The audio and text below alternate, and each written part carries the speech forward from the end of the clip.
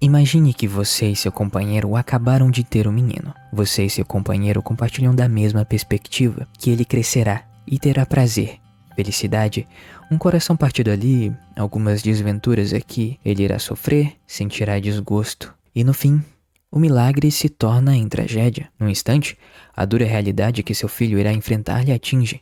E por um segundo, você e seu companheiro se olham e percebem que talvez, se não tivessem dado a luz ao menino em primeiro lugar, ele não sofreria nada. E é por conta disso que a partir daquele momento, vocês decidem que irão dar a melhor vida para o menino. Tudo o que não puderam ter durante a vida, a fim de impedi-lo de experimentar o que é o sofrimento humano. Talvez você venha a se considerar um ótimo pai por conta disso. Mas, na opinião do filósofo sul-africano David Benatar, isso é apenas atrasar o inevitável. Para David, é curioso como as pessoas gastam grandes esforços para poupar seus filhos de um sofrimento inevitável. Essa é a filosofia dos antinatalistas. É o pensamento de que a procriação humana é antiética, de que, mesmo tendo prazer na vida, a melhor maneira de evitar o sofrimento é evitando a existência. Você pediu para nascer? A resposta é não. Seria melhor nunca ter existido? Talvez. O grego Sófocles disse uma vez: não nascer talvez seja a maior dádiva de todas. Heinrich, o poeta alemão do século XIX, escreveu: dormir é bom, morrer é melhor, mas é claro que a melhor coisa seria nunca ter nascido. Em Eclesiastes, vemos o escritor dizer: e declarei felizes as pessoas que já tinham morrido, em vez das que ainda estão vivas.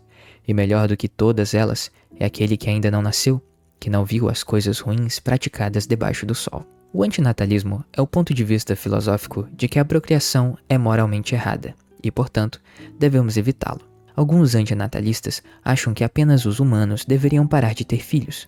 Outros acreditam que todos os seres sencientes estariam em melhor situação se nunca tivessem existido. Mas não é errado opor-se ao nascimento de filhos? Por que alguém seria contra a criação de uma nova vida?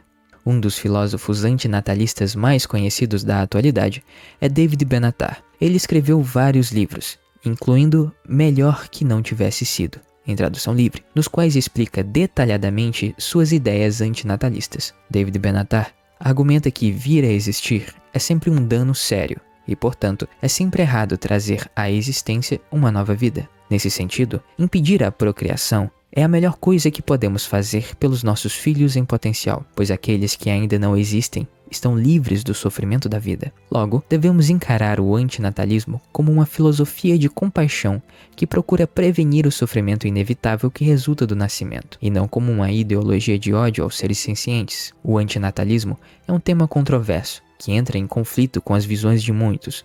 A maioria das pessoas provavelmente se opõe à ideia do antinatalismo, considerando um tema sem humanidade. Afinal, acabar com a vida senciente como um todo para erradicar o sofrimento não é um pouco extremo? Nesse vídeo, vamos explorar as visões filosóficas e geopolíticas do antinatalismo. E claro, vamos ver o outro lado da moeda para defender a ideia de que ainda podemos ter filhos. Lembrando que esse vídeo é apenas uma breve pincelada pelo conceito e não um incentivo.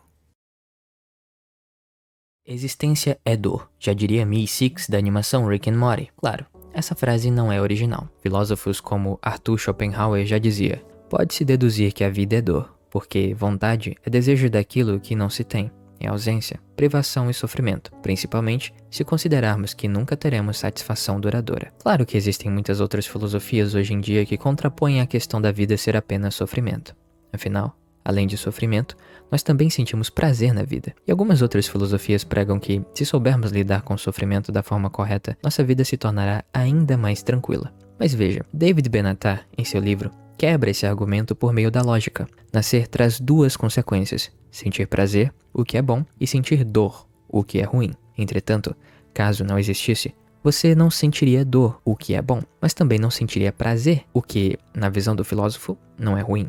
O budismo parece seguir a lógica antinatalista de que não há sofrimento na inexistência. A ideia budista da iluminação, um estado em que o sofrimento acaba, inclui escapar do ciclo de renascimento. A libertação do sofrimento significa que não nasceríamos de novo, Porém, nossas mentes são muito limitadas para entender o conceito da não existência, então devemos olhar para onde conseguimos ter parâmetro, o sofrimento e o prazer. Hellraising é um filme que traz uma filosofia única. Não existe prazer sem sofrimento, pois o prazer só vem após passarmos pelo sofrimento. Só sabemos o que é prazer por saber o que é sofrer. Dostoiévski possuía o argumento de que a vida e o sofrimento eram a mesma coisa. Esse argumento é muito conhecido como o problema do mal, uma das defesas mais antigas para argumentar contra a existência de Deus, pois ele debate sobre a origem do mal e, a depender da resposta, você chega à conclusão que Deus não existe. Mas o antinatalismo não se preocupa em saber qual é a origem do mal. Na verdade, o que importa aqui é entendermos que, segundo Dostoiévski, o dia a dia humano está composto por sofrimento. Você liga a TV e ouve uma má notícia. Acessa a internet e lê sobre um caso de corrupção, violações dos direitos humanos e guerras em todo lugar. Não é de admirar que todos os argumentos a favor do antinatalismo estejam florescendo. Mesmo assim, você ainda pode pensar que a vida possui coisas boas, mas esse é o princípio de Poliana, uma tendência humana para o otimismo. Nossas autoavaliações não são confiáveis, porque tendemos a lembrar mais de experiências positivas do que negativas,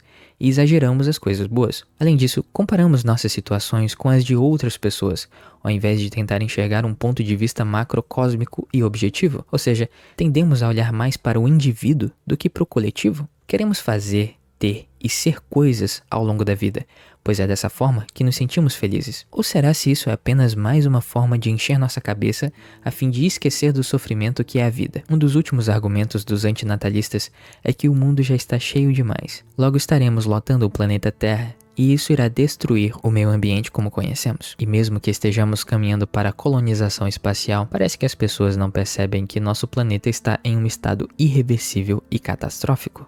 Então, o antinatalismo é essencial para alcançarmos o Nirvana. É essencial para que a sua vida continue sem que isso prejudique a raça humana como um todo. Mas será que essa filosofia se sustenta?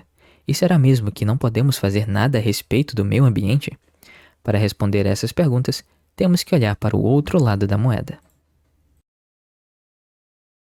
O antinatalismo é um dos exemplos de filosofia pseudo-intelectuais. Isso porque essa filosofia tenta te convencer que a não existência é a visão mais correta possível por meio de provas abstratas e subjetivas. Tente imaginar que eu diga que você vive em uma Matrix, e tudo que você vê e sente faz parte de uma simulação. Isso pode ser verdade ou não. O ponto é que você não pode provar isso. Se eu disser que o universo nasceu há 5 minutos atrás, e todas as memórias que você tem foram criadas, não há como provar que eu estou errado. Da mesma forma, o antinatalismo. Ele estabelece sua premissa por meio de conclusões que não podem ser medidas. Afinal, como eu posso provar que a não existência é melhor se eu existo? A única forma de fazer isso é por meio de comparações e não por meio de algo tangível. Veja o gráfico A e B, por exemplo. Aqui tudo o que ele dá são dois conceitos, bom e ruim. Mas como você pode definir o que é bom ou ruim? São sentimentos muito abstratos que não podem ser definidos em 0 ou 1. Até hoje existem debates intermináveis do que é bom ou ruim. Esse é um ponto da filosofia antinatalista que tira sua credibilidade, pois hoje em dia temos um consenso de que o sofrimento e até mesmo o prazer são relativos para cada pessoa. Imagine que um soldado é capaz de aguentar vários golpes sem sofrer. Agora imagine que alguém é chamado de feio. Isso cria um trauma na pessoa. Ela começa a passar por estresse pós-traumático, depressão e outros problemas psicológicos. Essa ideia parece ridícula e exagerada, mas é exatamente isso que a filosofia do antinatalismo prega, que sofrer é ruim e ponto final. E a melhor maneira para lidar com isso seria não existir. Graças a isso, muitas pessoas acabam chegando à conclusão que essa filosofia só serve para romantizar a questão da superpopulação mundial. Veja, quase toda filosofia realmente tem algum tipo de objetivo sobre o que está tentando dizer, e a do antinatalismo é que as pessoas deveriam parar de ter filhos. Pois, pelo visto, seria muito bom para a sociedade que parasse de produzir filhos, uma visão utilitarista, o que não é exatamente verdade, pois, atualmente, a sociedade já enfrenta dificuldades por não conseguir fazer filhos. Na Coreia, por exemplo, a média de filhos por casal é menos do que 1. E isso é um problema que vai gerar graves consequências, pois se continuarmos tendo poucos filhos, logo teremos mais velhos aposentados e menos jovens trabalhadores, o que significa que não vai sobrar ninguém para manter a produção econômica. O canal Curse Out, em poucas palavras, fez um vídeo mais do que essencial explorando as consequências negativas de não termos filhos. Isso nos afeta economicamente. Alguns países, como os Estados Unidos, se aproveitam de imigrantes de países mais pobres para continuar produzindo filhos. E como são os países economicamente bem desenvolvidos, que têm problemas com baixa natalidade, significa que eles precisam de países pobres. Ou seja, se isso continuar, teremos governos promovendo o empobrecimento de países subdesenvolvidos a fim de aumentar a taxa de natalidade. Mas o que ser rico tem a ver com ter filhos? Bom, pessoas ricas não querem ter filhos por conta do tremendo trabalho que a criação de uma vida traz, fora as responsabilidades. Isso quer dizer que para uma pessoa média e assalariada, ter um filho seria abrir mão de sua carreira e crescimento profissional por no mínimo 18 anos a fim de cuidar de seus filhos. Profissionalmente falando, não há vantagem de se ter filhos, pois eles seriam um atraso para o seu crescimento. Claro que eu simplifiquei as coisas, mas a verdade é que nosso planeta ter tantas pessoas é sim um problema. Porém, é bem provável que com o tempo esse número diminua, principalmente se continuarmos promovendo políticas antinatalistas.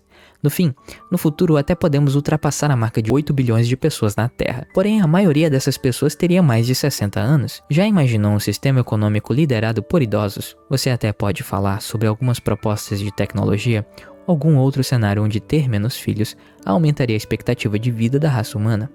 Mas o fato é que a nossa geração e as próximas irão enfrentar um grande problema daqui a alguns anos. O problema de termos destruído o planeta Terra. E o problema de todo mundo só ser velho. Mas essa não é a minha opinião. Minha opinião é simples.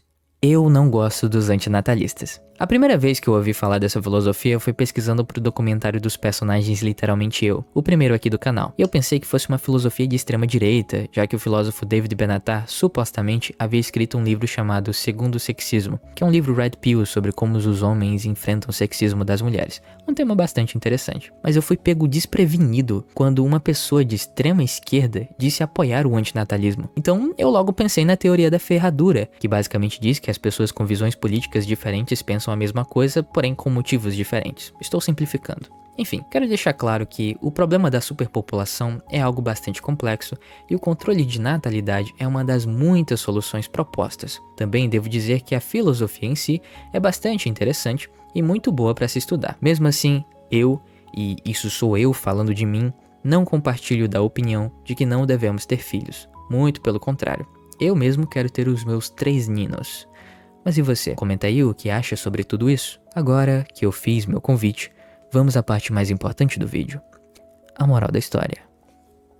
Suponhamos que concordamos com os argumentos pessimistas de Schopenhauer e Benatar, mostrando-nos que estaríamos melhor se nunca tivéssemos existido. O que devemos fazer agora que já estamos aqui? Deveríamos passar a vida chorando por causa do nosso infeliz destino? Deveríamos tentar destruir a vida consciente como forma de reduzir o sofrimento? Deveríamos, pela mesma razão, acabar com nós mesmos? Primeiramente, o argumento de que é melhor não existir não significa que devemos causar dor ou nos envolver em autodestruição. Esse não é o objetivo do antinatalismo. O que buscamos é reduzir o sofrimento.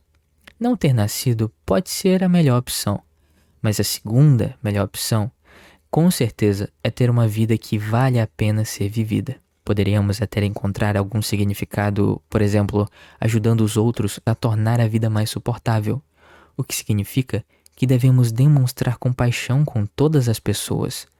Afinal, ninguém pediu para estar aqui.